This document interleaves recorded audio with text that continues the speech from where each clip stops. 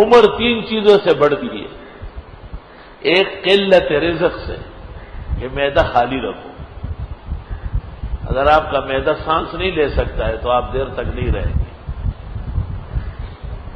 سب سے پہلا کام قلت رزق ہے. ہمارے استاد مولانا عبدالحنان صاحب دیکھ کے حیران ہو جائیں گے. دسترخوان پر بیٹھتے ہیں تو ایسا لگتا ہے جیسے کہ کوئی دوا کھاتے ہو. اس سب نوکری تو ڈکا پلیٹ آگا پلیٹ فری جبل پلیٹتا ہو ادھر شم پڑ. ابھی ہم نے کو ڈالا نہیں ہوتا ہے دس سے کہیں میں دس کے میزان بچ کو زان دن اخلاص ہوں ظاہر شروع کری کہتا ہو تو خبر ہے کہ خیر سے نومدہ سے کہیں وہی دے ڈوڑی ماں تو روٹا ہی رہا گئی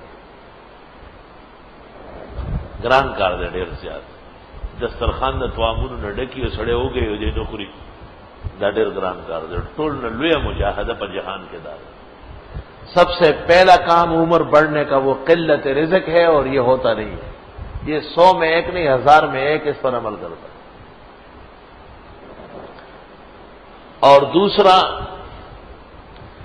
کم کاروبار کم روزگار اشغال اور فکریں کم کرنا.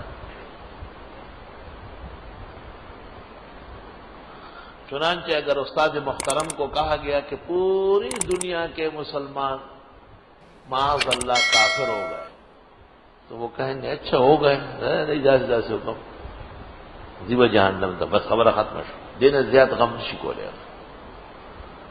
اور اگر ان کو کہیں کہ کل کائنات کے کفار مسلمان ہو گئے موحد ہو گئے تو ان کو ضرورت سے زیادہ خوشی نہیں ہوگی. نہ پا غم کے ڈیر اریان دے اور نہ پا خوشحالی ڈیر خوشحالی دم رہے اعتدال پا جہان کے ماں پا بندے بشر کے نہ دیکھا دے لگا پا دیر سڑی کی جائے اعتدال.